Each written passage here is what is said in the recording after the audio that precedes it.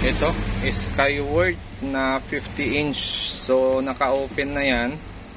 Papansinin natin mayroon siyang response pag medyo ginagalaw-galaw mo yung LCD niya.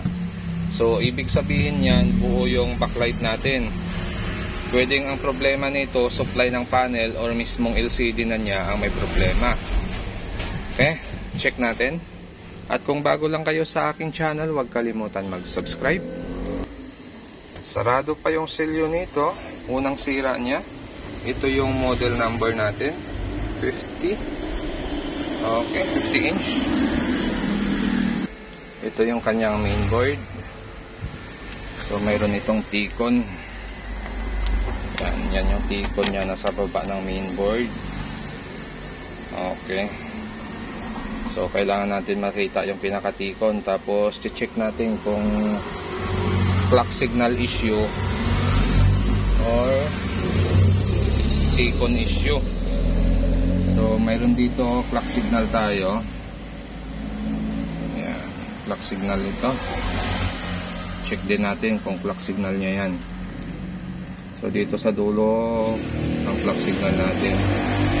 Okay, so ito yon yung clock signal natin. Pagdating sa kabila, ganun din. Mayroon din siyang resistor dito. Yan.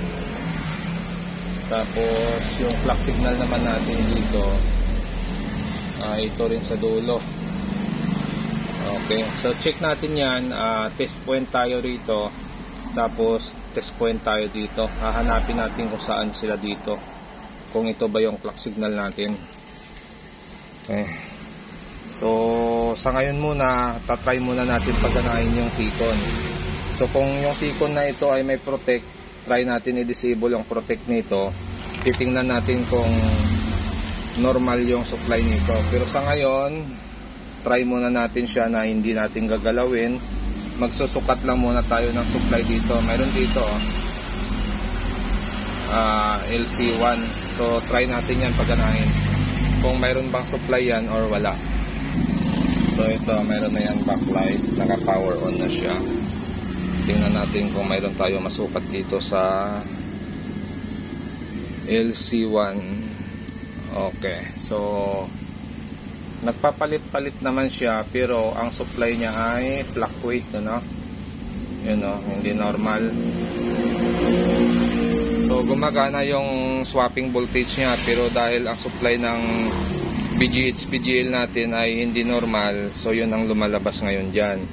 So try natin maghang ng isang ribbon. Titingnan natin kung lalabas ba yung BGH nito, BGL swapping voltage. So power on natin. Isa lang muna, try natin kung lalabas. Yan. So check tayo. So negative, ano, nag-pick siya doon sa 5.5.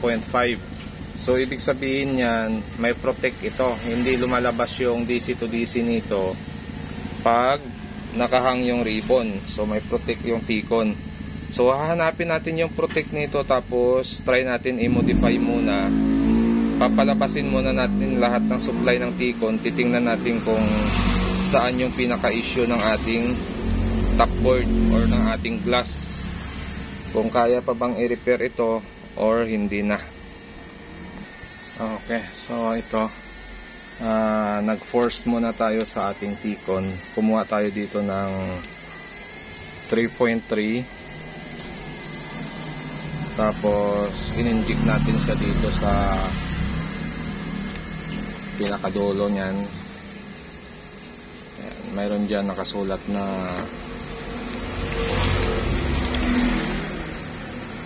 madilim kasi. Yan. Yan, T-con enable.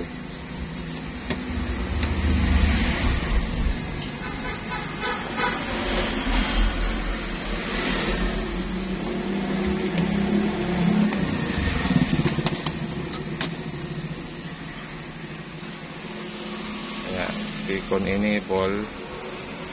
Tapos kinabit natin yan dito sa 3.3. Ngayon susukatan ngayon natin yung swapping voltage natin. or yung LC1 dito. Yung LC1 dito, yan siya. So naglalaro yung LC1, LC2 natin. BGH, BGL ang function nya, swapping voltage para sa BGH, BGL natin. So ibig sabihin buo pa yung T-con natin. So ngayon hahanapin natin kung saang side yung may sira dito, kung kaliwa ba or kanan. So maglalagay tayo ng ribbon, hahanapin natin kung saang side ang may problema. So ito kinabit natin. Ngayon check ngayon natin kung naglalaro yung LC1, LC2 nya. Ayun, naglalaro siya. Okay. So tingnan natin yung display kung mayroon siya. Ayun, mayroon siyang display, ano. So parang okay pa naman. Yan, no.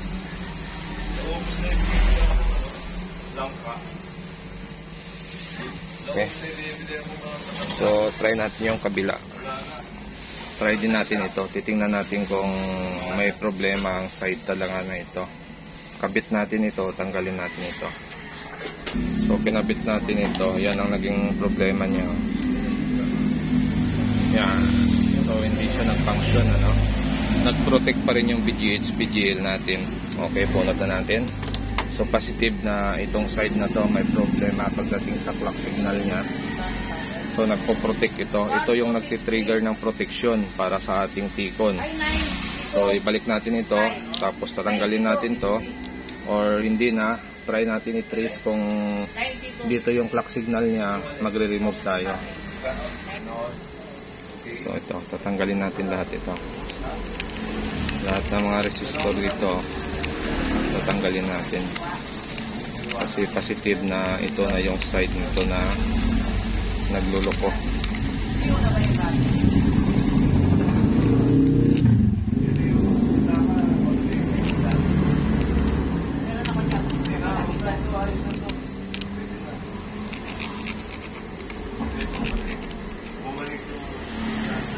Okay. Okay. So ito na. Bali tinanggal na natin lahat. Yan, bali natanggal natin lahat yan. Okay, tapos tinesting na natin. Check ngayon natin yung swapping voltage dito sa test point. Sana ito. Yan, ito lang test point nito. So mayroon na siya 25, negative 6, 25. So nakakabit na rin yung ribbon natin dyan. Yan, nakakabit na rin yan. So okay yung supply niya, normal operation yung supply, hindi na siya bumagsak.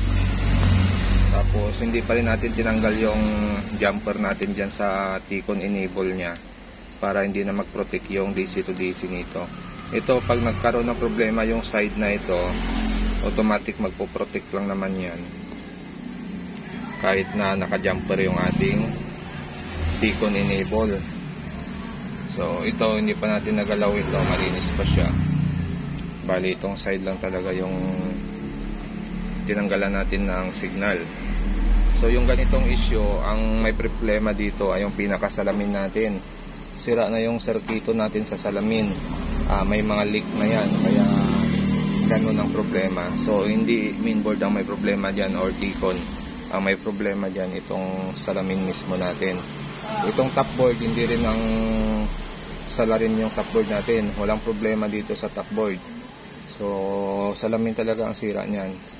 Kaya lang natin ginagawa yung ganitong setup para yung supply na papasok dito sa sira na glass natin hindi na makakapasok, para yung supply na yon normal ang papasok na supply dito sa kabila. Kasi pag sira ang supply na papasok, nadadamay yung good natin na side, nadadamay dito sa sira na side, kaya yung display nun pumapangit or nagpo-protect yung ating T-con. So ngayon yung display niya na ay yan na siya, okay na. Pwede pa. Wala naman siyang hairlines, walang spot, okay yung salamin, malinis. Okay, sana tumagal. So yung ganitong repair pwedeng tumagal, pwedeng hindi. At kung bago lang kayo sa aking channel, huwag kalimutan mag-subscribe. Sa susunod ulit natin na video,